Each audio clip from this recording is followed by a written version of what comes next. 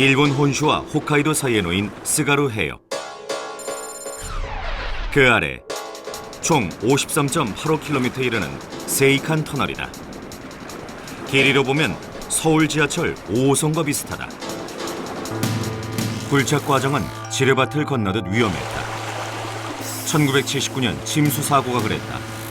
단층을 잘못 건드린 것이다. 분당 85톤의 물이 쏟아져 들어왔다.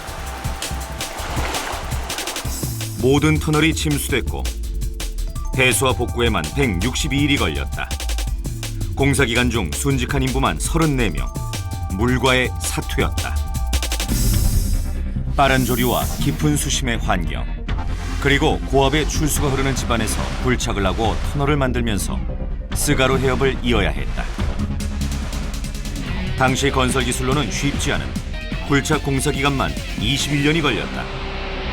당시의 공사 현장을 이해하기 위해 나트륨 공법이 적용된 지하철 7호선 분당선 연장선의 굴착 현장을 보자. 첫 단계, 암벽에 화약을 설치할 구멍을 뚫는다. 그 다음 철저하게 계산된 양의 화약을 구멍 속에 집어넣는다. 그리고 작업자 전원은 현장에서 철수한다. 드디어 발파 카운트다운.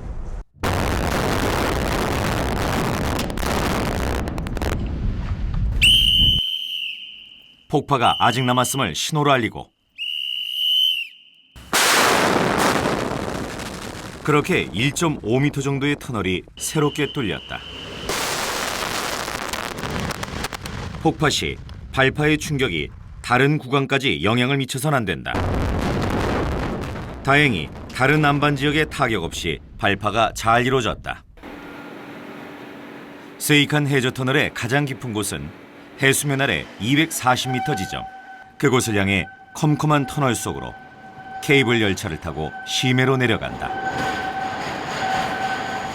높이 7.85m, 폭 9.7m의 터널 속에 열차 레일이 끝없이 펼쳐져 있다. 덜컥거리는 협궤 열차를 타고 지상의 터널을 지날 때의 그 풍경과 비슷하다. 도착한 곳은 해수면 아래 135m, 혼슈 쪽에서는 19.5km 들어간 지점. 그곳에서 지나는 열차를 만났다. 이곳은 바다 아래 기차역, 다피 해협 정류장. 이런 기차역이 터널에 2군데 있다. 그런데 눈에 띄는 것은 터널의 개수, 1개가 아니라 3개다.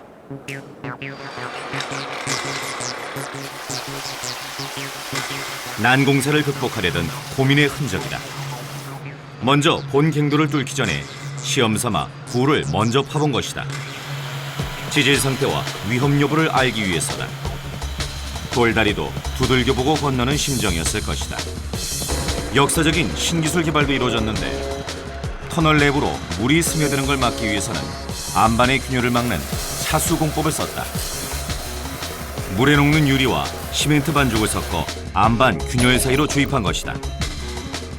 굴착한 터널 전체를 콘크리트로 분무한 것도 당시로선 획기적인 발상이었다. 굴착 즉시 콘크리트를 안반 전체에 뿌려주는 것이다. 굴착 공사로 인해 느슨해진 집안을 공고히 하면서 동시에 용수 차단 효과가 있었다. 개통 이후에도 계속되는 해수와의 전쟁은 세이칸 터널의 숙명이다. 갱내로 유입되는 용수를 배수하는 곳은 총 3군데. 터널로 스며든 물은 물길을 따라 3개의 배수관으로 모여든다. 해저 터널 바닥 군데군데 지하수가 스며든 흔적이 보인다. 수압으로 인해 터널 내부로 자연히 스며드는 물은 1분에 20여 톤. 모든 물을 강제로라도 빼내야 한다. 이곳은 바닷물을 다시 밖으로 빼내는 대형 펌프장. 3군데의 이런 펌프장에서 퍼올리는 용수량도 분당 20톤씩이다. 터널 밖에서 가해지는 수압은 1평방미터당 24kg.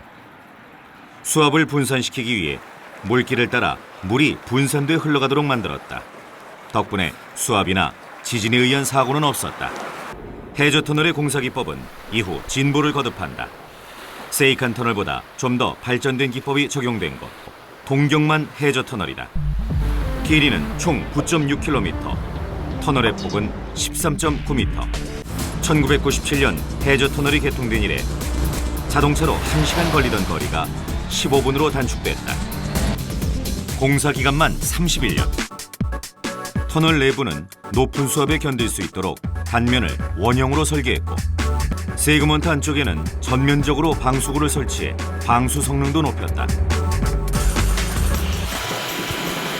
동경만 해저 터널은 인공섬 주변에 갯벌층을 질소로 올려 터널을 관통시킨 것으로 유명하다. 당시 동경만 해저 터널에 사용된 이 쉴드 장비는 주목의 대상이었다. 14.14m, 당시로선 최대의 굴착 장비였다. 원리는 이렇다. 커다란 원형 모양, 즉 터널 모양으로 된 거대한 쉴드 TBM이 땅속을 회전하면서 전진한다.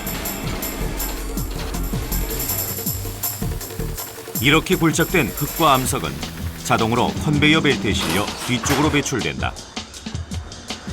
하나의 터널을 굴착하고 나면 그 자리에서 180도 회전해 나머지 터널을 또 굴착해 나간다. 쉴드 TBM은 이렇게 하루에 9m에서 10m 정도 굴착 작업을 해낼 수 있다. 쉴드는 방패라는 의미. 쉴드의 둥근 머리 부분은 그 자체로 굴착한 터널의 든든한 받침대가 돼준다. 지반이 약해도 안전하다. 하천과 같은 연약 지반을 통과하는 데도 적합하고 굴착 기간을 최대한 단축할 수 있다. 같은 공법으로 건설 중인 터널이 한국에도 있다. 지하철 7호선 분당선의 한강 하저 터널이다. 성수역과 청담역을 이으려면 한강을 통과해야 하는데 이를 쉴드 TBM으로 공사한 것이다.